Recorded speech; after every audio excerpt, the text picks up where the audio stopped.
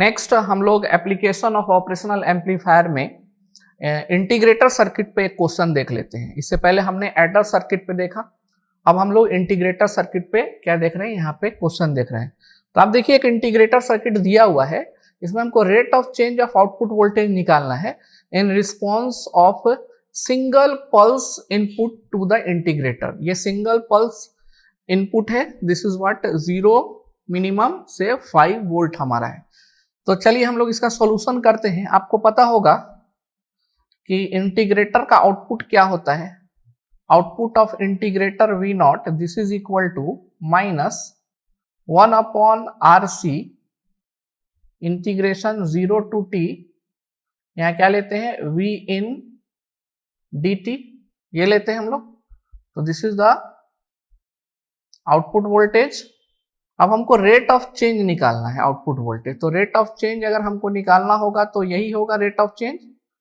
तो rate of change इसका निकालेंगे तो आप देखिए डिफरेंशिएशन और इंटीग्रेशन दोनों कैंसिल आउट हो जाएगा और क्या बचेगा आपको -V in divided by RC। यही हमारा रेट ऑफ चेंज ऑफ क्या है, आउटपुट है। This is nothing but this is what rate of change of output.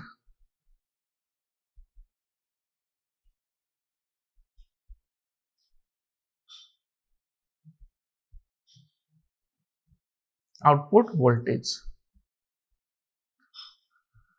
चलिए इसमें पुट कीजिए, वैल्यू निकालिए। इनपुट वोल्टेज 5 डिवाइडेड बाई,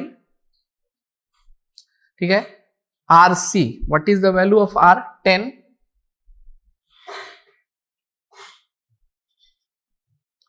10 की पावर 3 और C हमारा 0.01 है,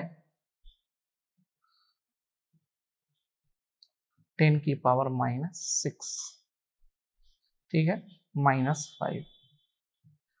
इसी को कैलकुलेट कर लेंगे तो हमारा रिजल्ट आ जाएगा। तो this is nothing but it is equal to, यहां से 2 0, ठीक है। So this is equal to,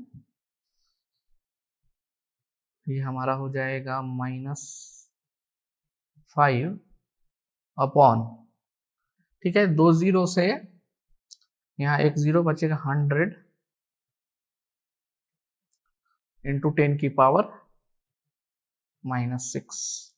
so this will be written as -0.05, ठीक है, -0.05 वोल्ट पर माइक्रो सेकेंड, ठीक है ना, वोल्ट पर माइक्रो सेकेंड, इसको ऐसा बोल सकते हैं।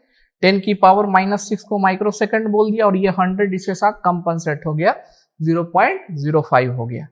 तो ये हमारा rate of change of output voltage है। Rate of change of output voltage हम लोगों ने यहाँ फाइंड आउट कर लिया, ठीक है। चलिए तो इतना क्लियर हो गया। अब इसमें हमको करना क्या है, इसमें हमको इसका आउटपुट वेवफॉर्म ड्रॉ करना है। तो टाइम कांस्टेंट कितना होगा ये हमको निकालना पड़ेगा कि what is the time constant, RC हमको निकालना पड़ेगा। तो हम लोग टाइम कांस्टेंट निकालते हैं, कितना टाइम कांस्टेंट होगा। तो टाइम कांस्टेंट,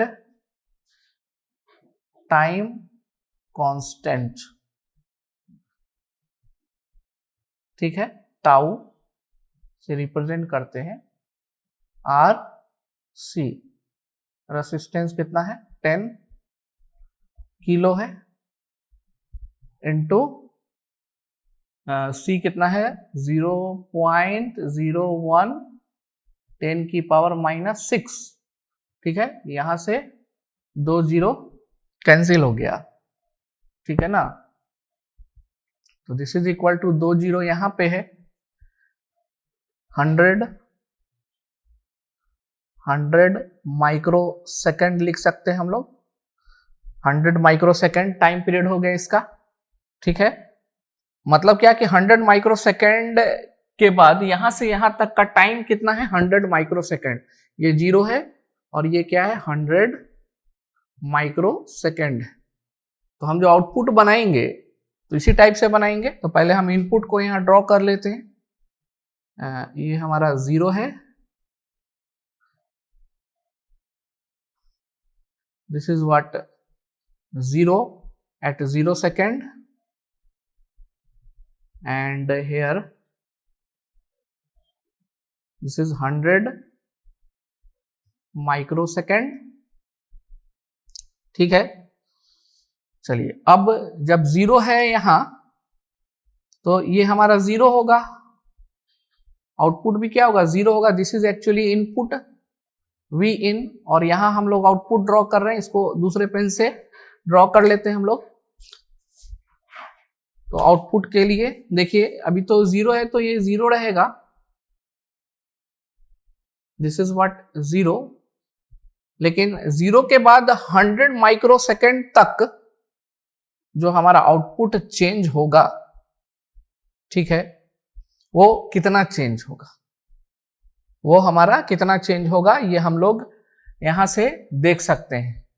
तो आउटपुट अगर तुम यहां से निकालना चाह रहे हो तो आउटपुट तुम निकाल सकते हो यहां से. Output will be V out, this is equal to minus, हम यहां से निकाल सकते हैं आउटपुट कि -5, ठीक है ना, डिवाइडेड बाई 100 माइक्रोसेकेंड 10 की पावर -6 इंटू, ठीक है ना, यहां पे dt. आउटपुट ऐसा ही निकलेगा. आउटपुट कैसे निकलेगा, यहां से dt को हम लोग यहां ट्रांसफर कर देंगे तो आउटपुट हम लोग यहां से निकाल सकते हैं, या यहां से भी आप आउटपुट निकाल सकते हैं easily. So it's better to find the output from here. उसको छोड़ दीजिए, उससे मत निकालिए, यहीं से आप निकालिए आउटपुट, ज्यादा ठीक रहेगा. तो आउटपुट जब आप यहां से निकालिएगा तो ये आएगा आपका -1/100 माइक्रोसेकेंड और इंटीग्रेशन 0 से t, ठीक है ना. वी इन हमारा कितना है, वी इन मेरा 5 है, 5 इंटू वट dt. तो यहां से जब निकालेंगे तो -5 अपॉन 100 माइक्रोसेकेंड, और यहां हो जाएगा t means time period. Actually this is what tau, time period, और टाइम पीरियड हमारा कितना है 100 माइक्रोसेकेंड. इससे ये कैंसिल हो जाएगा, -5 बचेगा. इसका मतलब है कि ये जो हमारा मिनिमम होगा वो कैसा होगा, -5 सेकेंड पे होगा, -5 वोल्ट पे होगा. So it will be like this. हमारा आउटपुट कुछ ऐसा बनेगा, ठीक है. तो ये हमारा क्या हो गया, क्वेश्चन हो गया इंटीग्रेटर का. ये आउटपुट वेवफॉर्म हो गया और ये हमारा इनपुट वेवफॉर्म हो गया. ये आउटपुट वेवफॉर्म हमारा